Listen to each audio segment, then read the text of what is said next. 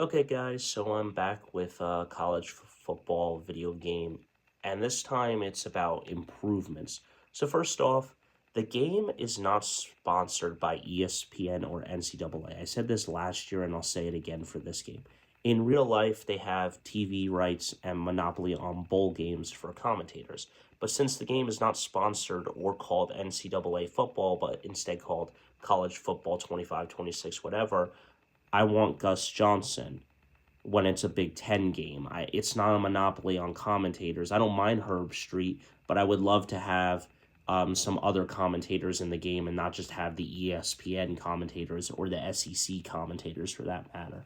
Second is editing players regardless of NIL. Just lock the name and face aspects so we can't change their faces or names, but be allowed, like in Madden, to up their overall if we want to make the game more fun that way and make them a 95 overall type player and stuff. I don't understand that. I don't get it. It makes no sense to me. So that's two improvements that I would love to see in the next game and everything.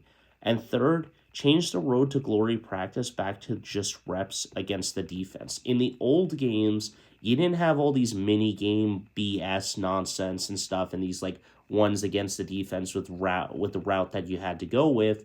You would earn coach trust with road to glory in the old games of NCAA 13 and 14, where you would have a certain amount of plays. So you had like 12 or 11 plays to choose from.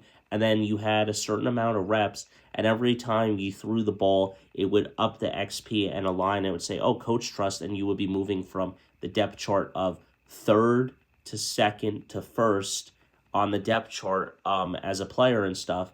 And that's what they really should be doing, is improving the practices and moving back to that type of game mode and everything.